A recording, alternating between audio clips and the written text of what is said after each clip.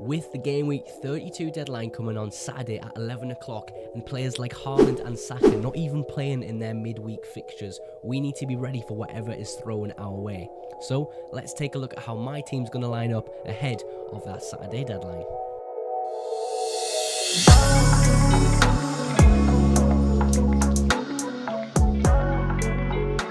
Just before we jump into the goalkeeper and defenders, I just want to give a massive thank you to you watching this video. I'm currently only 3 subscribers away from 100 subs on this YouTube channel, so I just want to give a little bit of time at the start of the video just to say thank you, and hopefully you enjoyed today's video. Goalkeeper and defenders. Dubravka keeps his spot in between the sticks because of Areola's injury. Hopefully with the addition of Gordon back into Newcastle's squad, it hopefully strengthens them up just a little bit, but we have to remember Newcastle aren't the best defensive team.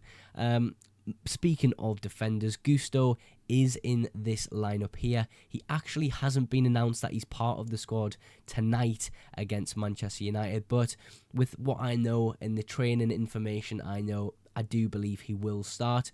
Of course, we will see later on this evening. Of course, Liverpool still yet to play. Pedro Porro with Forest at home. Now, Forest played quite well against Fulham. Spurs really haven't been playing too well at the moment. It always seems they're chasing the game. Pedro Porro, there's no real need for me to take him out of the side because when Spurs play well, Pedro Porro is most likely a large part of the performance. He is a real key, integral part of the way they play. New Doggy also as well on that left back position. But yeah, a Forest at home, Spurs should go and win that game. But with the way they're playing at the moment, yeah, it's going to be tough to see a clean sheet. But hopefully maybe a few attacking returns from a set pieces from Pedro Porro, but we just never know. Gabriel with Brighton away from home. Now, there's a slight part of me that thinks Brighton will go and score in that match, despite Arsenal being so amazing defensively. But I feel as though I have to start Gabriel just because, you know, Arsenal are the best defence in the league. And the only person who would possibly be considered in this back lineup is Zabani with the Luton away fixture. Luton do score in most of their Premier League games as of late, so that is why he's on the bench at the moment. But if Gusto isn't part of the Chelsea squad tonight, then it's more than likely Zabani will come in, as Estupiñán didn't even play last night and he has an Arsenal at home fixture, so there's no way he's getting anywhere near the squad. But yeah, overall goalkeeper and defence, pretty happy with it. Don't think I need any immediate transfers to fix anything. Now, moving on to the midfield. Salah actually hasn't played as of yet, as I talked before. Same with Palmer in this lineup. So let's start with Saka, because that is a hot topic we need to discuss. He did not play and was not part of the squad at all in last night's fixture against Luton. Now, hopefully this just means it is a large rest for him, because Arsenal do have a lot of games coming up and he will be needed and will be a big part of the squad for those games. Hopefully this doesn't mean that it is a more serious injury and we have to thus transfer him out of our sides. I love owning Saka, and since having him, he's been fantastic. Hopefully he can come back and be a part of the Brighton away squad, but we just don't know too much more information than that at the moment. So that's all I can give you.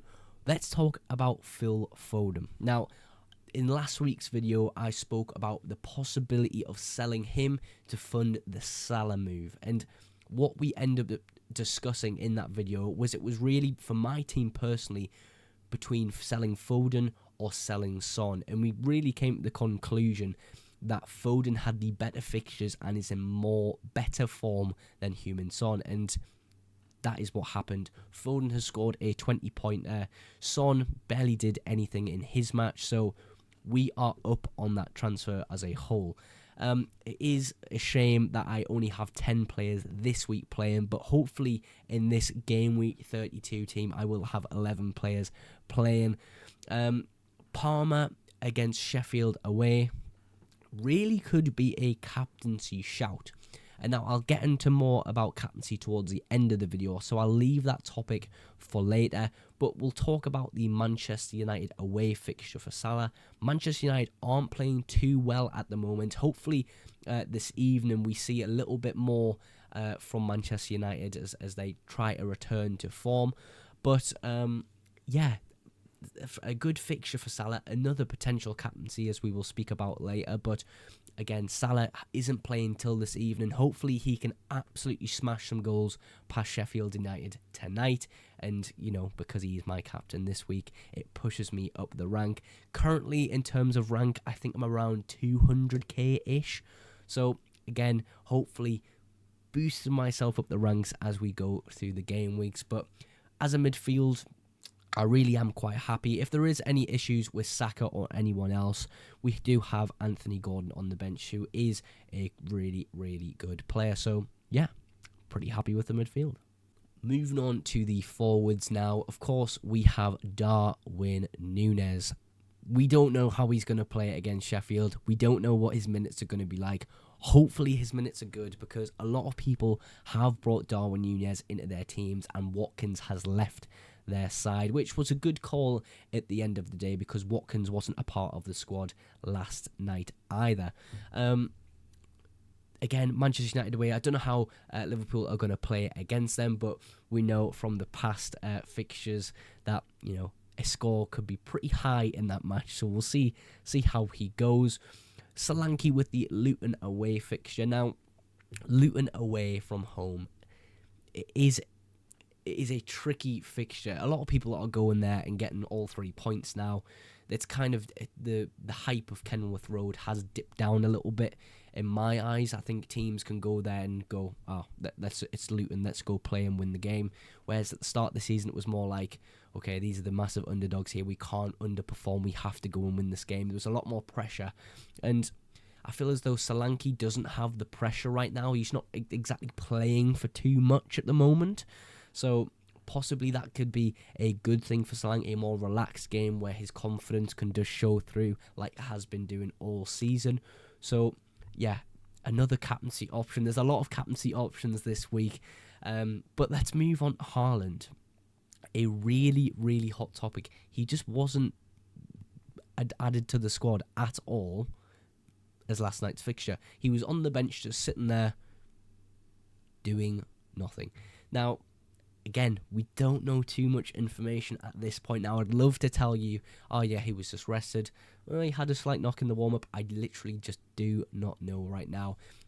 As far as my guess would go, I would say he's just been rested because, again, Manchester City, have some important fixtures coming up, and Haaland, of course, is a large part of the Manchester City squad. But with Alvarez just being as good as he is, could we see more of Haaland getting rested? I think yes, we actually could. I don't think Pep is scared to bench anyone, and we know this from Manchester City's rotations. And the fixtures coming up, there are quite good fixtures for Haaland. So it's, do we sell him and get someone else in? Is there any real upside to doing that? We'll just have to wait and see on that one, because for me, if Haaland's got the minutes, he gets them back, he's got good fixtures, he can go score a lot of points. If we get rid of him and he starts getting benched, the upside is absolutely massive. But in reality, there's not a lot of people who I would actually bring in up front. If we know that Haaland is going to get reduced minutes in the weeks to come, that is when we will, of course, make that move. But for now, I don't think it's a necessary move whatsoever. But just to end this section, I want to talk a little bit about captaincy, because we have maybe 6 actual options for captaincy this game week. So you've got Salah, Palmer, Foden, Darwin, Solanke, Haaland. For me, Saka doesn't get a part of that mention simply because he wasn't in the squad whatsoever in last night's fixture. Haaland, I think, will come back into that squad. For me, the front runner for captaincy is probably going to be Mohamed Salah, but Palmer is very, very tempting. You could also look at Foden scoring a hat-trick against Aston Villa is a massive confidence booster for him. And against a Crystal Palace side away from home, could he do the same thing? I think it could be likely he goes and scores in that game. But yeah, captaincy for me at the moment, the favourite for me is Mohamed Salah.